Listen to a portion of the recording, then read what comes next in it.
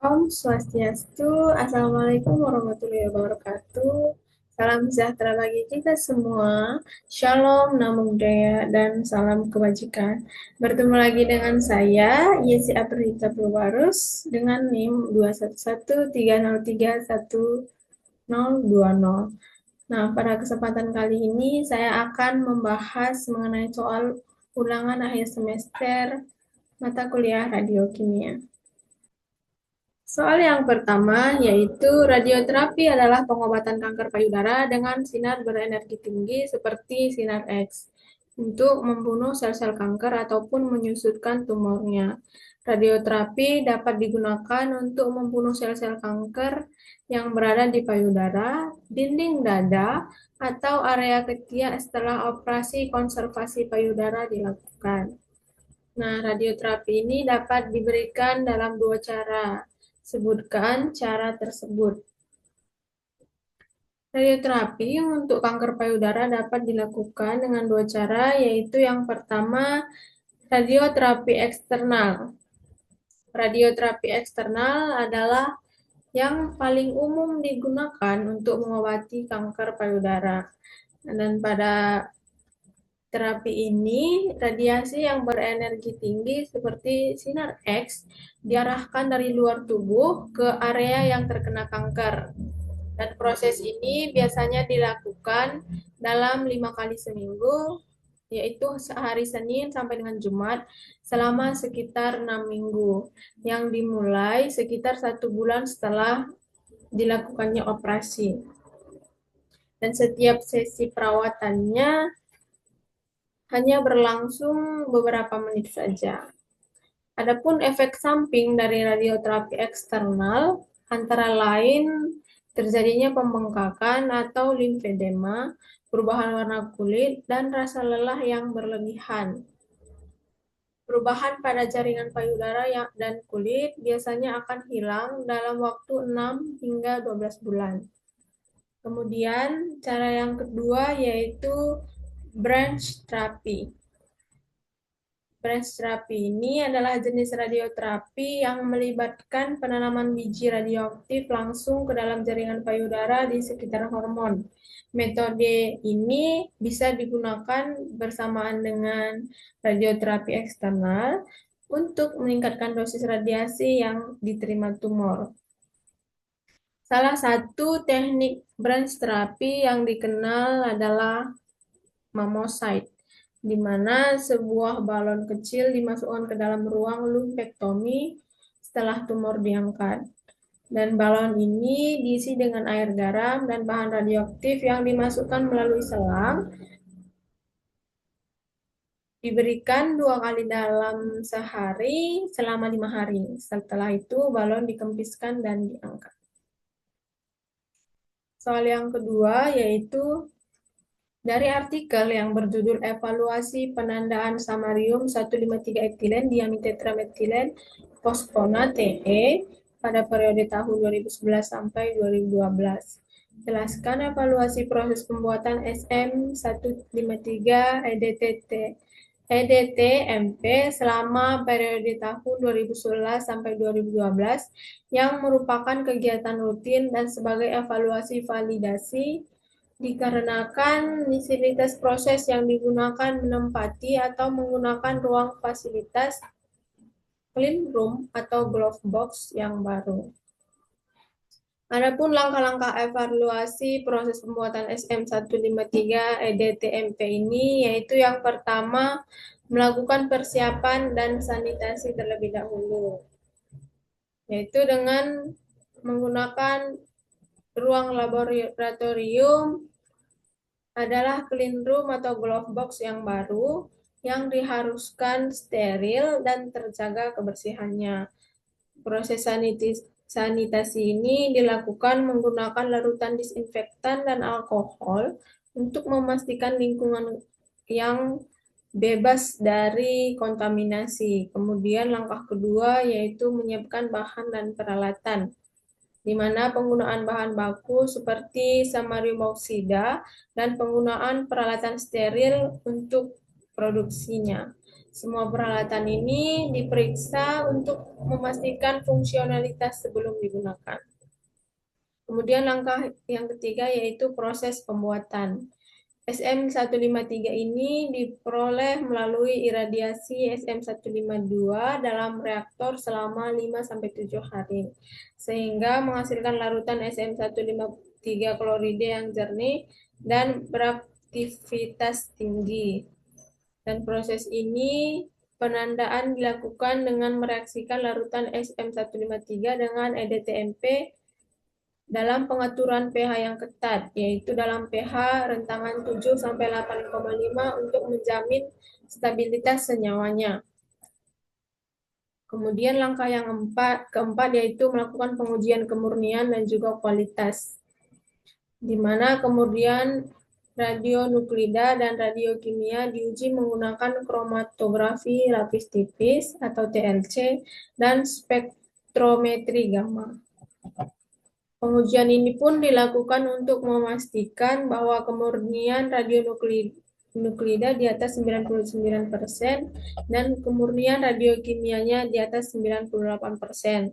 Kemudian langkah yang terakhir yaitu melakukan validasi proses, di mana setiap langkah proses akan dipantau dan didokumentasikan untuk validasi.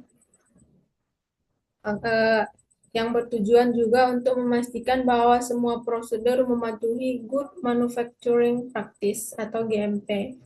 Proses ini juga mencakup pengujian pirogenitas dan sterilitas untuk menjamin keamanan produk akhir. Soal yang ketiga yaitu bedakan deteksi metode fotografi dan metode bilik kabut dan berikan contoh. Yang pertama yaitu ada metode deteksi fotografi, di mana metode ini menggunakan film atau sensor digital untuk menangkap gambar dari radiasi atau partikel yang melewati suatu medium. Dan proses ini melibatkan penggunaan film sensitif cahaya yang merekam jejak radiasi. Adapun ciri-ciri dari deteksi fotografi ini yaitu menghasilkan gambar atau rekaman visual dari partikel yang biasanya digunakan dalam bidang radiografi dan pencitraan medis serta memerlukan proses pengembangan untuk mendapatkan hasil gambar yang baik. Contohnya yaitu radiografi yang menggunakan penggunaan sinar X untuk menghasilkan gambar struktur dalam tubuh manusia seperti tulang, yang dilakukan para medis untuk mendiagnosis penyakit tersebut. Kemudian yang kedua ada metode bilik kabut, di mana metode bilik kabut ini adalah teknik deteksi yang menggunakan uap cairan yang biasanya yaitu alkohol yang berada dalam keberadaan jenuh, di mana ketika partikel ini bermuatan seperti partikel alfa atau beta melewati bilik tersebut, mereka akan meninggalkan jejak dalam bentuk kondensasi yang terlihat. Adapun ciri-ciri metode bilik kabut ini yaitu menunjukkan jejak partikel secara langsung dalam bentuk lintasan yang memungkinkan pengamatan secara langsung dan pengukuran sifat-sifat partikel, dan sering digunakan dalam fisika partikel untuk mendeteksi radiasi. Adapun contoh dari metode bilik kabut ini yaitu bilik kabut Wilson yang digunakan untuk mendeteksi partikel subatomik dan mempelajari interaksi partikel dalam fisika partikel. Dan ketika partikel ini melewati bilik, mereka meninggalkan jejak yang dapat diamati dan diukur. Soal yang keempat yaitu ditinjau dari kepekaan, yang mana lebih peka metode koleksi ion gas dan metode emisi cahaya dalam mendeteksi radiasi. Nah, dalam tabel sudah disajikan di mana metode koleksi ion gas ini untuk mengukur jumlah ion yang menghasilkan ketika radiasi melewati gas di dalam detektor, dan ion yang terbentuk menyebabkan arus listrik yang dapat diukur. Adapun kepekaan dari metode koleksi ion gas ini yaitu umumnya sangat sensitif terhadap partikel radiasi, terutama pada alfa dan beta. Dapat mendeteksi radiasi dalam jumlah yang sangat kecil, tergantung pada desain dan kondisi detektornya, dan cocok untuk pengukuran radiasi yang rendah. Sedangkan metode emisi cahaya ini yaitu mengukur cahaya yang dipancarkan oleh detektor saat radiasi berinteraksi dengan material tertentu yang akan menghasilkan foton, di mana kepekaan dari metode emisi cahayanya itu yaitu sensitivitasnya tergantung pada jenis dan sifat material yang digunakan, dapat sangat sensitif terhadap radiasi gamma dan sinar X, dan beberapa sistem emisi cahayanya seperti detektor skintilator yang memiliki sensitivitas tinggi. Nah, kesimpulan dari kedua metode ini yaitu metode koleksi ion gas cenderung lebih peka terhadap radiasi alfa dan beta, terutama pada tingkat radiasi yang rendah.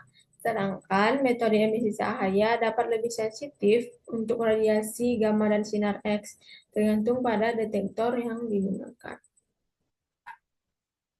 Soal nomor 5 yaitu berbagai jenis radioisotop digunakan sebagai perunut untuk mendeteksi atau mendiagnosa berbagai jenis penyakit. Yang antara lain yaitu teknesium, talium, iodin, natrium, xenon, dan besi. TC99 yang disuntikkan ke dalam pembuluh darah. Jelaskan bagaimana mekanisme yang terjadi jika kelenjar gondok membengkak dengan menggunakan perunut iodin 131. Adapun mekanisme penggunaan iodin 131 ini, yang pertama, I131 disuntikkan ke dalam tubuh pasien. Dan isotop ini merupakan bentuk radioaktif dari iodin yang dapat terakumulasi dalam kelenjar tiroid.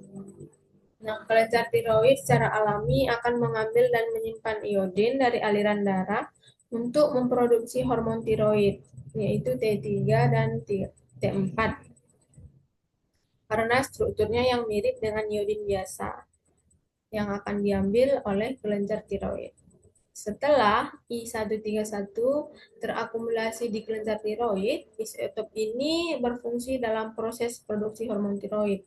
Namun, karena sifat radioaktifnya, I131 akan memancarkan radiasi. Dan radiasi yang dipancarkan oleh I131 ini dapat dideteksi menggunakan kamera gamma atau alat deteksi lainnya.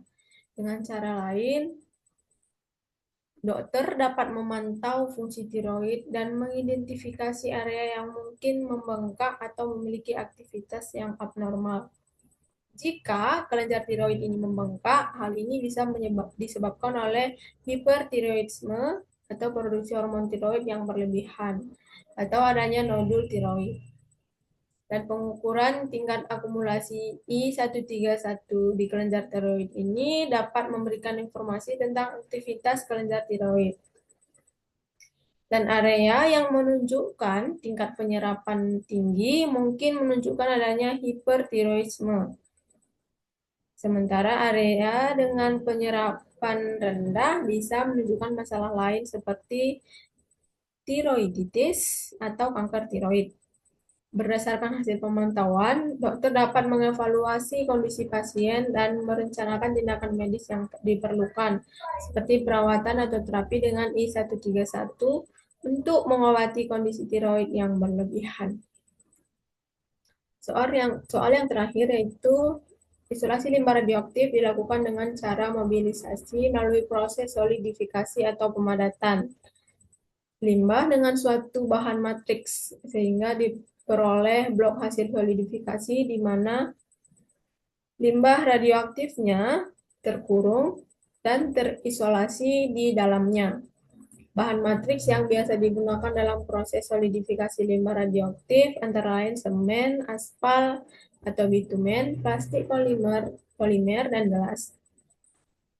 Pengembangan terakhir telah digunakan bahan matriks Synroc.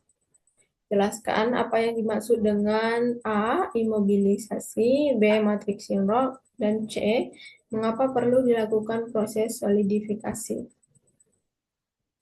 Nah, yang dimaksud dengan imobilisasi adalah proses mengunci limbah radioaktif ke dalam matriks bahan tertentu untuk mencegahnya terlepas ke lingkungan. Dengan mengubah limbah menjadi bentuk padat, imobilisasi juga bertujuan untuk meminimalkan mobilitas radionuklida dan mengurangi resiko kontaminasi pada lingkungan. Dan tujuan dari imobilisasi ini yaitu untuk mencegah pergerakan limbah radioaktif ke dalam tanah atau air yang mengurangi potensi paparan radiasi bagi manusia dan juga lingkungan. Dan yang dimaksud dengan matriks Shinrock ini adalah jenis matriks yang dirancang khusus untuk solidifikasi limbah radioaktif. Matriks ini terbuat dari bahan keramik yang dapat menahan berbagai jenis radionuklida dengan stabilitas tinggi. Adapun karakteristik dari matriks Shinrock ini yaitu Shinrock ini memiliki daya tahan yang sangat baik terhadap proses peluruhan dan lingkungan yang korosif. Kemampuannya juga mampu menyerap radionukleotida atau dapat mengikat berbagai radionuklida sehingga mengurangi resiko pencemaran. Serta ramah lingkungan karena proses pembuatan dan penggunaan Shinro ini dirancang untuk meminimalkan dampak lingkungan. Dan pentingnya dilakukan proses solidifikasi ini karena solidifikasi dapat membantu mengisolasi limbah radioaktif dari lingkungan untuk mengurangi risiko kontaminasi tanah dan juga air. Dan dengan mengubah limbah menjadi bentuk padat, pengelolaan dan penyimpanan limbah akan menjadi lebih mudah dan aman untuk dilakukan. Limbah yang disolidifikasi juga cenderung lebih stabil dalam jangka waktu yang lama, sehingga mengurangi kemungkinan kebocoran atau pelepasan radionuklida ke lingkungan. Dan bentuk solid ini juga lebih mudah untuk ditransportasikan dan disimpan dibandingkan dengan limbah cair atau gas. Baik, sekian penjelasan yang dapat saya sampaikan pada kesempatan kali ini. Semoga video ini dapat berguna dan menambah wawasan bagi penontonnya. Oke, jangan lupa like, comment, dan share. Terima kasih.